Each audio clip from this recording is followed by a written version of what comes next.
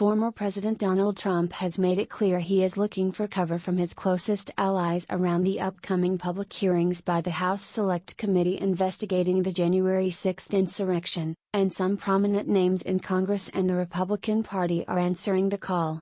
Trump's team has communicated to some of his most loyal acolytes on Capitol Hill that the former president wants people vigorously defending him and pushing back on the Select Committee while the public hearings play out, according to GOP sources familiar with the request. Committee members have teased that the hearings could be focused on Trump's direct role in undermining the election results. The committee has been working toward a thesis that Trump's obsession with losing the election and his peddling of false claims about the results is what laid the groundwork for the violent and deadly riot at the Capitol. Trump's insistence that his allies defend his honor has mobilized Republicans both on and off the Hill into action, with a broad range of plans to protect him. This despite the belief by some Republicans that they should draw attention away from January 6 and instead continue to beat the drum of the present-day economic and cultural issues that have resonated with voters. In Congress, the targeted response to the hearings will be overseen by House Minority Leader Kevin McCarthy of California, who has been coordinating the response effort with GOP members. The California Republican is facing added pressure to show his support for Trump after he was caught on tape earlier this year criticizing the former president and some of his GOP colleagues in the immediate aftermath of the Capitol attack. The main player in keeping Republicans on message will be House GOP Conference Chair Liz Stefanik of New York, who emerged as one of Trump's loudest defenders during his first impeachment and replaced Wyoming Representative Liz Cheney in Republican leadership.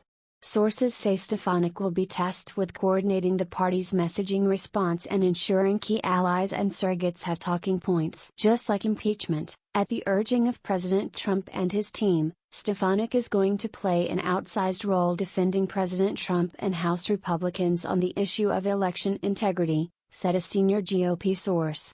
Two members whom House Speaker Nancy Pelosi rejected from serving on the Select Committee will also play a key part on the messaging front. Representative Jim Banks of Indiana, who chairs the Conservative Republican Study Committee, and Representative Jim Jordan of Ohio, who had a hand in the effort to overturn the 2020 election results. "We're going to push back," Banks told CNN. "There were serious failures that occurred on January 6 that have got to be fixed. This sham committee hasn't done anything to address them." Banks and other Republicans, including Representative Rodney Davis of Illinois, the top Republican on the House Administration Committee, have also been working on their own counter-investigation into January 6 that focuses squarely on the security failures from that day. Banks said they are putting the finishing touches on a report outlining their findings and expect it to be released in a matter of weeks, which could coincide with the tail end of the Select Committee hearings. Part of the challenge for Republicans, especially after they decided to boycott the Select Committee, is that they have little insight into what the investigation has uncovered and what might be revealed in the public hearings, making it harder for them to settle on a precise strategy. Another is the prospect that the committee will lean heavily on testimony from former aides of Vice President Mike Pence to help make their case, a scenario that could force Republicans to choose sides in a more public way than they have done so previously. Trump allies and some Republican operatives are already expecting testimony from Pence's former aides to be featured prominently in the hearings, only adding to the already simmering animosity between the two camps. While the Republican House Conference has its plans, there is a more specific challenge for the 5 members who have been subpoenaed by the committee as part of their investigation. McCarthy, Jordan, Representative Scott Perry of Pennsylvania, Representative Mo Brooks of Alabama and Representative Andy Biggs of Arizona have all resisted attempts by the committee to sit for depositions and provide documents as part of their investigation. All 5 run the risk that the committee has information about their role in the attempts to undermine the election results or the riot itself that could be revealed during the hearing. Jordan and other lawmakers have attempted to pre-but that risk, by attempting to define the committee and its work as nothing more than a partisan political witch hunt. Jordan has outlined this argument during calls with conservative donors organized by Republican fundraising groups, including CPAC.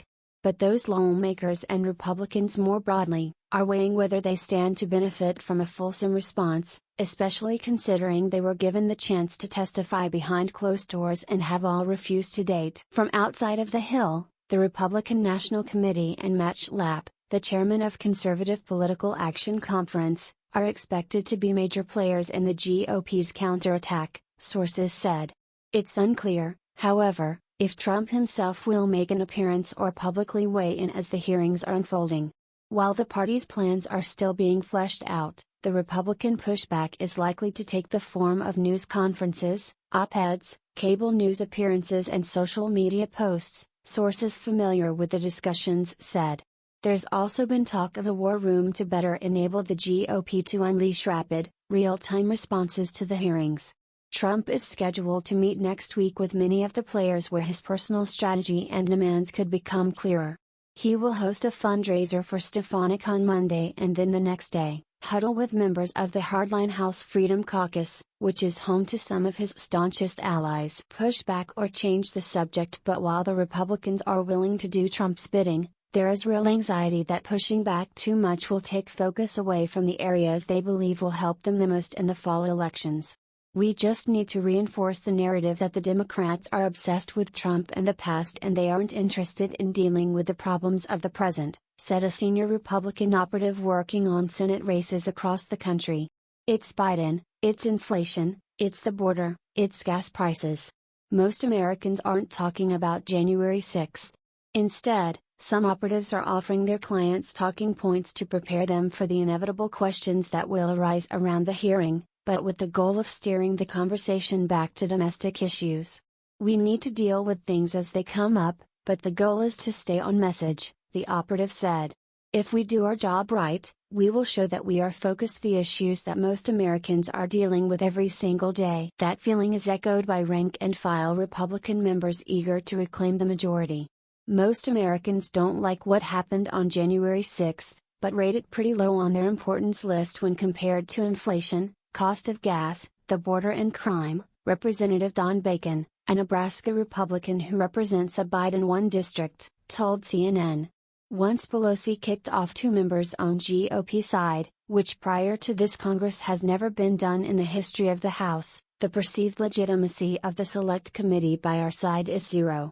Others within the party, including lawmakers and operatives, have suggested that the best course of action may be to do nothing because they believe most Republican voters are paying very little attention to the upcoming hearings and the presentations are considered unlikely to change the public opinion among the GOP base. A lot of people feel we should not even push back, a source said, adding the thinking is to just let the committee keep doing what it is doing because it is actually hurting members politically and having a very limited impact on Republicans. There may be no competing, no formal pushback in any way and no organizational cost because our power base isn't watching, they added. But as with anything in Republican politics, the best laid plans could easily be blown up by Trump, who may insist that his supporters demonstrate their support vocally and without reservation.